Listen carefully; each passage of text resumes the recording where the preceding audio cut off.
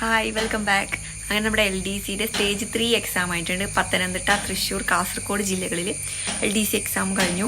കഴിഞ്ഞ 2 ഘട്ടം എക്സാംസ് എഴുതിയവർക്ക് അറിയായിരിക്കും. ഇപ്പോൾ കഴിഞ്ഞ തിരുവനന്തപുരം LDC കുറച്ചും കൂടി എളുപ്പമാണെന്നാണ് എല്ലാവർക്കും തോന്നിയത്. അതിനുശേഷം വന്ന കണ്ണൂർ LDC കുറച്ചും കൂടി ടഫായിരുന്നു. അപ്പോൾ അത് വെച്ച് നോക്കുമ്പോൾ പെട്ടെന്ന് നമ്മൾ ക്വസ്റ്റ്യൻ പേപ്പറൊക്കെ നോക്കി കഴിഞ്ഞാൽ ഈ കഴിഞ്ഞ എക്സാം 3ാമത്തെ സ്റ്റേജ് എക്സാം കുറച്ച് സിമ്പിളായിട്ടാണ് തോന്നുന്നത്. പക്ഷെ എഴുതിയവർക്കറിയാം അത്യാവശ്യം നല്ല സ്റ്റാൻഡേർഡ് ക്വസ്റ്റ്യൻസ് തന്നെയാണ് വന്നിട്ടുള്ളത്. എന്നാൽ പോലും നമുക്ക് SCRT എന്നൊക്കെ ഒരുപാട് ക്വസ്റ്റ്യൻസ് വന്നിട്ടുണ്ട്. പിന്നെ ഒരുപാട് പേര് എക്സാം പാടാണ് എന്നൊക്കെ പറഞ്ഞിട്ട് കമൻസൊക്കെ ഇട്ടിട്ടുണ്ട്. അപ്പോൾ ഇനി വരാനുള്ള PSCയുടെ ലെവൽ എന്ന് വെച്ചാൽ ഇപ്പോൾ ഒരുപാട് നമുക്ക് കോമ്പറ്റീഷൻ ഒരുപാട് കൂടിക്കഴിഞ്ഞിട്ടുണ്ട്. ഇപ്പോൾ കഴിഞ്ഞ കുറേ വർഷങ്ങളെ അപേക്ഷിച്ച് നോക്കുകയാണെങ്കിൽ നമുക്ക് ഓരോ വർഷം കൂടുന്തോറും കോമ്പറ്റീഷൻ കൂടി വരികയാണ്. കാരണം ഒരുപാട് പേര് പഠിച്ചു വരുന്നുണ്ട്. അതിനനുസരിച്ച് എന്തായാലും PSCയുടെ ക്വസ്റ്റ്യൻസും സ്റ്റാൻഡേർഡ് ആയിട്ട് തന്നെയാണ് വരിക. അപ്പോൾ അതൊക്കെ എക്സ്പെക്ട് ചെയ്തിട്ട് വേണം നമ്മുടെ പഠന രീതി കൊണ്ടുപോകാനായിട്ടും. അപ്പോൾ ഈ കഴിഞ്ഞ 3 ഘട്ടങ്ങളിൽ എക്സാം എഴുതിയവരുടെ കാര്യം എടുക്കുകയാണെങ്കിൽ അവർ ഇനി എന്താ ചെയ്യേണ്ടതെന്ന് വെച്ചാൽ ഈ കഴിഞ്ഞു പോയ എക്സാംസിനെ പറ്റി വേവലാതിപ്പെട്ടിട്ടൊന്നും ഒരു കാര്യമില്ല. അത് നല്ലതാണെങ്കിലും മോശമാണെങ്കിൽ പോലും നിങ്ങളത് മാറ്റി വെച്ചിട്ട് അടുത്ത എക്സാമിന് വേണ്ടി പ്രിപ്പയർ ചെയ്യാണ് വേണ്ടത്. അതിൻ്റെ റിസൾട്ട് ഒന്നും വന്നിട്ടും കൂടിയില്ല. അപ്പോൾ പിന്നെ നിങ്ങൾ അതിൽ ഒരു പ്രതീക്ഷ വെച്ചിരിക്കണം എന്നല്ല പറയുന്നത്. അടുത്ത എക്സാമിന് തീർച്ചയായിട്ടും പ്രിപ്പയർ ചെയ്യുക. കാരണം നിങ്ങളിപ്പോൾ ഒരു പഠിച്ച് ആ ഒരു ഫ്ലോയിൽ ഇങ്ങനെ വന്നുകൊണ്ടിരിക്കുകയാണ്. അപ്പോൾ അത് പെട്ടെന്ന് സ്റ്റോപ്പ് ചെയ്യാണ്ട് അടുത്ത എക്സാം ഏതാണെന്ന് വെച്ചാൽ അത് നോക്കിയിട്ട് പ്രിപ്പയർ ചെയ്യുന്നതാണ് ഏറ്റവും കൂടുതൽ നന്നായിട്ടുള്ളത്. കാരണം ഇനി ഒരുപാട് എക്സാംസ് വരുന്നുണ്ട്. നമുക്ക് സെക്രട്ടേറിയറ്റ് ഓഫീസ് അറ്റൻഡൻ്റ് എക്സാമൊക്കെ സെയിം സിലബസൊക്കെ തന്നെയാണ്. 10th level എക്സാമാണ്. അപ്പോൾ ഈ ഒരു സ്റ്റഡി മെത്തേഡ് ഇതേ രീതിയിൽ കണ്ടിന്യൂ ചെയ്ത് അല്ലെങ്കിൽ കുറച്ചും കൂടി ബെറ്റർ ആക്കിയിട്ട് നിങ്ങൾക്ക് കൊണ്ടുപോകാൻ പറ്റുകയാണെങ്കിൽ തീർച്ചയായിട്ടും നിങ്ങൾക്ക് ഇതല്ലെങ്കിൽ അടുത്ത എക്സാം ക്രാക്ക് ചെയ്യാനായിട്ട് വളരെ എളുപ്പമായിരിക്കും.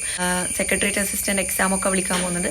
അപ്പോൾ അതൊക്കെ മുന്നിൽ കണ്ടുകൊണ്ട് നിങ്ങളുടെ പഠനം കണ്ടിന്യൂ ചെയ്യണം. ഇപ്പം നടന്നുകൊണ്ടിരിക്കുന്ന എക്സാംസ് ഒക്കെ നോക്കിക്കഴിഞ്ഞാൽ നമുക്ക് മനസ്സിലാവും. നമ്മൾ പ്രാക്ടീസ് ചെയ്യുന്നതിനനുസരിച്ച് നമുക്ക് ഇനി വരാൻ പോകുന്ന എക്സാംസിന് ക്വസ്റ്റ്യൻസ് ആൻസർ ചെയ്യാൻ പറ്റും. കാരണം അത്തരത്തിലുള്ള ക്വസ്റ്റ്യൻസ് ആണ് നമുക്ക് വരുന്നത്. സിമ്പിൾ ലോജിക്കലുള്ള ഒരു ക്വസ്റ്റ്യൻ 4 ആൻസർ എന്നുള്ള രീതിയൊക്കെ ഒരുപാട് മാറിക്കഴിഞ്ഞു.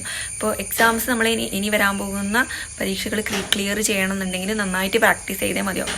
അപ്പോൾ ഞാൻ എക്സാംസ് ചെയ്ത് പ്രാക്ടീസ് ചെയ്യാൻ പറഞ്ഞിട്ടുണ്ടായിരുന്നു. കഴിഞ്ഞ 2 എക്സാംസിലും കഴിഞ്ഞ 2 LDCൻ്റെ എക്സാംസും എടുത്ത് നോക്കിക്കഴിഞ്ഞപ്പോൾ ടെസ്റ്റ് സീരീസിൽ നിന്ന് ഒരുപാട് ക്വസ്റ്റ്യൻസ് അതേ മോഡലൊക്കെ വന്നിട്ട് കണ്ടിട്ടുണ്ടായിരുന്നു. അപ്പോൾ അതേപോലെ തന്നെ ഇത്തവണയും ഒരുപാട് ക്വസ്റ്റ്യൻസ് ആണ് കണ്ടിട്ടുള്ളത്. അപ്പോൾ അത് എഴുതി പ്രാക്ടീസ് ചെയ്ത് റിലേറ്റ് ചെയ്ത് പഠിച്ചവർക്ക് തീർച്ചയായിട്ടും അത് ഒരുപാട് യൂസ്ഫുൾ ആയിട്ടുണ്ടാവും. LDCൻ്റെ എക്സാംസ് ഇനിയും നടക്കാനുണ്ട്. സ്റ്റേജ് 3 മാത്രമേ കഴിഞ്ഞിട്ടുള്ളൂ. അപ്പോൾ ആ ഒരു എക്സാം വരാനുള്ളവർക്കൊക്കെ ഇതെന്തായാലും യൂസ്ഫുൾ ആവും. അതേപോലെ തന്നെ ഇനി വരാനുള്ള ഒരുപാട് എക്സാംസ് ഉണ്ടല്ലോ. സെക്രട്ടേറിയറ്റ് ഓഫീസ് അറ്റൻഡ് ചെയ്യുക, അതുപോലെ തന്നെ LGS മെയിനായിട്ട് LGS എക്സാമാണ്. ഒരുപാട് പേര് കാത്തിരിക്കുന്ന ഒരു എക്സാമാണ്. നമുക്ക് ഡിഗ്രി ഉള്ളവർക്ക് എഴുതാൻ പറ്റാത്തൊരു എക്സാമാണ്. അതുകൊണ്ട് തന്നെ ഡിഗ്രി ഇല്ലാത്തവർക്കൊക്കെ വളരെ വലിയൊരു സുവർണാവസരം തന്നെയാണ് LGS എക്സാം. അത്രയധികം LDC പോലെ അത്ര വലിയൊരു കോമ്പറ്റീഷൻ ഇല്ലാന്ന് തന്നെ നമുക്ക് പറയാം. കാരണം ഡിഗ്രി കഴിഞ്ഞവർ, എഞ്ചിനീയറിംഗ് കഴിഞ്ഞവർ, അങ്ങനെ നമുക്ക് ഒരുപാട് കോമ്പറ്റീഷൻ ആണെന്ന് നമ്മൾ തോന്നുന്ന ഒരുപാട് പേര് ഇതിൽ നിന്ന് ഒഴിവായിട്ടുണ്ട്. കാരണം അവർക്കൊന്നും എഴുതാൻ പറ്റില്ല. അതുകൊണ്ട് തന്നെ നിങ്ങൾ ഈ ഒരു അവസരം മാക്സിമം മുതലാക്കിയിട്ട് LGS എക്സാം എഴുതുന്നവർ നന്നായിട്ട് പഠിക്കണം. അപ്പോൾ അവർക്ക് വേണ്ടിയിട്ട് അപ്ഗ്രേഡ് PSCൻ്റെ പ്രത്യേക ബാച്ചസൊക്കെ പുതുതായിട്ട് വരുന്നുണ്ട്. അപ്പോൾ ഇന്നലെ കഴിഞ്ഞ സ്റ്റേജ് 3 എക്സാംസിൽ വന്ന ഏകദേശം സെയിം ലെവലുള്ള കുറച്ച് ക്വസ്റ്റ്യൻസ് ഞാനിവിടെ കാണിച്ചു തരാം. ഞാൻ കുറച്ച് നോക്കിയപ്പോൾ പെട്ടെന്ന് കണ്ടതാണ്. അതിലെന്ന് വെച്ചാൽ നമുക്ക് സെയിം ക്വസ്റ്റ്യൻ കോപ്പി പേസ്റ്റ് വന്നെന്നല്ല പറയുന്നത്. അതേപോലെയുള്ള ക്വസ്റ്റ്യൻസ് നമുക്ക് റാങ്ക് ഫയലിലും ഒക്കെ ഉള്ള ഫാക്ട്സ് പഠിച്ച കാര്യങ്ങളൊക്കെ തന്നെയാണ് നമുക്ക് PSC ചോദിക്കുന്നത്. SCRT ഒക്കെയാണ് ചോദിക്കുന്നത്. പക്ഷേ അതേ മോഡൽ ക്വസ്റ്റ്യൻസ് എഴുതി പ്രാക്ടീസ് ചെയ്ത് റിലേറ്റ് ചെയ്ത് പഠിച്ചവരാണെങ്കിൽ തീർച്ചയായിട്ടും നിങ്ങൾക്ക് യൂസ്ഫുൾ ആയിട്ടുണ്ടാവും. ഇപ്പോൾ ഒരു ഫാക്ട് കിട്ടിക്കഴിഞ്ഞാൽ നിങ്ങൾക്ക് അത് നോട്ട് ചെയ്ത് വെക്കാം, അല്ലെങ്കിൽ മനസ്സിലാക്കി പഠിക്കാം. അത് വേറെ രീതിയിൽ ചോദിച്ചു കഴിഞ്ഞാൽ നമുക്ക് കിട്ടും. അപ്പോൾ അങ്ങനെയുള്ള കുറച്ച് കാര്യങ്ങൾ മനസ്സിലാക്കിയിട്ട് മുന്നോട്ട് പോവാം. ഉപരാഷ്ട്രപതിയുടെ തെരഞ്ഞെടുപ്പുമായി ബന്ധപ്പെട്ടിട്ടുള്ള ഒരു ക്വസ്റ്റ്യൻ ആണ് ഇന്നലെ വന്നിട്ടുള്ളത്. അപ്ഗ്രേഡ് PSCൻ്റെ ടെസ്റ്റ് സീരീസ് എക്സാംസിൽ നമുക്ക് ആ മോഡൽ ക്വസ്റ്റ്യൻസ് ഉണ്ടായിരുന്നു. ഗാർഹിക പീഡനവുമായി ബന്ധപ്പെട്ട 1-2 ക്വസ്റ്റ്യൻസ് വന്നിട്ടുണ്ടായിരുന്നു. അപ്പോൾ അതൊക്കെ ഇമ്പോർട്ടൻ്റ് ആയിട്ടുള്ള ടോപ്പിക്സാണ്, നമ്മുടെ നിയമങ്ങളും സംരക്ഷണ നിയമങ്ങളൊക്കെ. അപ്പോൾ അതുമായി ബന്ധപ്പെട്ടിട്ടുള്ള ക്വസ്റ്റ്യൻസ് അപ്ഗ്രേഡിൻ്റെ ടെസ്റ്റ് സീരീസിൽ വന്നതാണ് ഇതൊക്കെ. വിവരാവകാശവുമായി ബന്ധപ്പെട്ട ഒരു ക്വസ്റ്റ്യൻ ആയിരുന്നു ഇത്. അപ്ഗ്രേഡിൻ്റെ ടെസ്റ്റ് സീരീസിൽ സ്റ്റേറ്റ്മെൻറ്റ് ടൈപ്പായിട്ട് തന്നെ ഇങ്ങനത്തെ ഒരു ക്വസ്റ്റ്യൻ കൊടുത്തിട്ടുണ്ട്. പിന്നെ ടൈപ്പ് 2 പ്രമേഹത്തിൻ്റെ കുറച്ച് സ്റ്റേറ്റ്മെൻറ്റ്സ് ഒക്കെ കൊടുത്തിട്ടുള്ള ഒരു ക്വസ്റ്റ്യനാണ്. സ്വരാജ് പാർട്ടിയുടെ ഒരു ക്വസ്റ്റ്യനാണ് ഇത്. സ്വരാജ് പാർട്ടിയൊക്കെ സ്ഥിരമായിട്ട് ചോദിക്കുന്ന ക്വസ്റ്റ്യനാണ്. പ്രീവിയസ് ഇയർ ക്വസ്റ്റ്യൻസൊക്കെ നോക്കുന്നവർക്ക് അറിയിക്കും. ഇതുപോലെ തന്നെ ഇത് അപ്ഗ്രേഡിൽ ഡയറക്റ്റായിട്ട് അതേപോലത്തെ ക്വസ്റ്റ്യൻ ഉണ്ടായിരുന്നു. പിന്നെ നമ്മുടെ സാമൂഹ്യ പരിഷ്കർത്താക്കളും പ്രസ്ഥാനങ്ങളുമായിട്ടുള്ളൊരു ക്വസ്റ്റ്യനാണ്. ഇന്ത്യയിലെ ആദ്യത്തെ സ്ത്രീ സർവകലാശാല എവിടെയാണെന്ന് ഇന്നലെ ക്വസ്റ്റ്യൻ വന്നിട്ടുണ്ടായിരുന്നു. അത് മഹാരാഷ്ട്രയിലാണ്.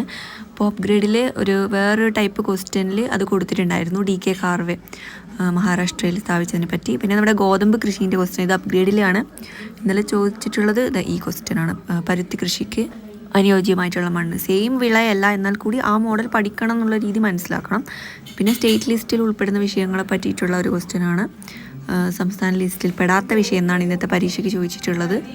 പിന്നെ ഭരണഘടനയുമായി ബന്ധപ്പെട്ടിട്ടുള്ളൊരു ക്വസ്റ്റ്യൻസാണിത്. ഇത് അപ്ഗ്രേഡിൻ്റെതാണ്. അപ്പോൾ ഇന്നലെ വന്നിട്ടുള്ള 42ാം ഭേദഗതിയെക്കുറിച്ചുള്ളൊരു ക്വസ്റ്റ്യനാണിത്.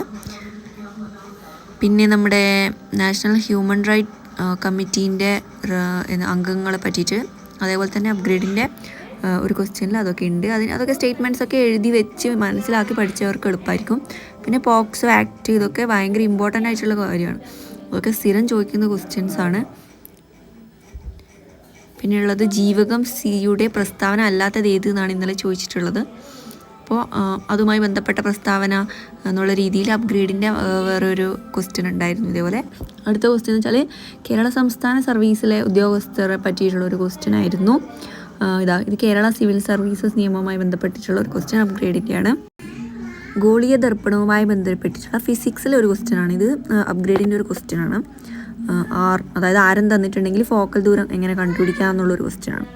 അപ്പോൾ അതേപോലെ തന്നെ സെയിം മോഡൽ, ആരം തന്നിട്ടുണ്ട്, ഫോക്കസ് എങ്ങനെ കണ്ടുപിടിക്കുക എന്നുള്ളൊരു ക്വസ്റ്റ്യൻ ചോദിച്ചു. പിന്നെ 3 എക്കോളജിക്കൽ ഹോട്ട്സ്പോട്ടുകൾ ഇന്ത്യയിൽ ചോദിച്ചിട്ടുണ്ട്. അതേ മോഡൽ വേറൊരു ക്വസ്റ്റ്യനാണിത്. ഇതിൽ ഓപ്ഷൻസ് നോക്കിക്കഴിഞ്ഞാൽ നമുക്കതിൽ ഡീറ്റെയിൽ ആയിട്ട് കൊടുത്തിട്ടുണ്ട്. അപ്പോൾ എക്സാംസ് ഇതേപോലെ പ്രാക്ടീസ് ചെയ്തിട്ട് റിലേറ്റ് ചെയ്തിട്ട് പഠിക്കുക. വരാൻ ചാൻസ് ഉള്ള ഒരുപാട് ഫാക്ട്സ് നമുക്ക് ഇതിൽ നിന്ന് കിട്ടും. അപ്പോൾ എക്സാംസ് എത്ര തന്നെ ടഫായാലും അതിൻ്റെ ഒരു ബേസ് എന്ന് പറയുന്നത് നമ്മുടെ SCRT ചാപ്റ്റേഴ്സ് തന്നെയായിരിക്കും എപ്പോഴും BScൻ്റെത്. സിലബസ് തന്നെ ബേസ് ചെയ്തിരിക്കുന്ന SCRT ചാപ്റ്റേഴ്സ് എന്നാണ്. പിന്നെ ലോസ് അങ്ങനെയുള്ള കാര്യങ്ങളൊക്കെ, ഇമ്പോർട്ടൻറ്റ് ലോസ് കാര്യങ്ങളൊക്കെ എക്സ്ട്രാ വരുന്നുണ്ട്. ഇതിൽ നിന്നുള്ളതിനെ പുറമേ എന്നൊക്കെ ചോദിക്കും.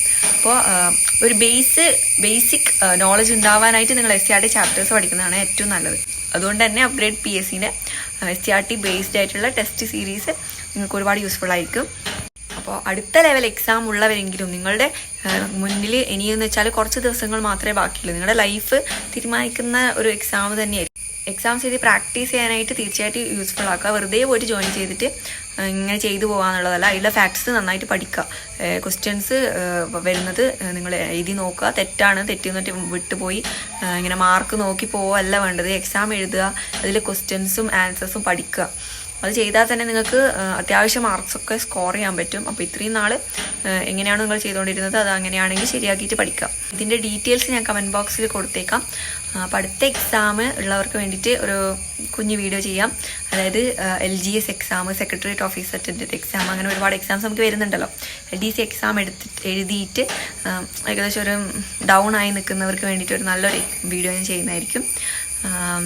എല്ലാവർക്കും ഒരു എനർജി കിട്ടാനായിട്ട്. അപ്പോൾ എല്ലാവരും നന്നായിട്ട് പഠിച്ചിട്ട് തീർച്ചയായിട്ടും പെട്ടെന്ന് ജോലിയിൽ കിട്ടാനായിട്ട് ആശംസിക്കുന്നു. All the best.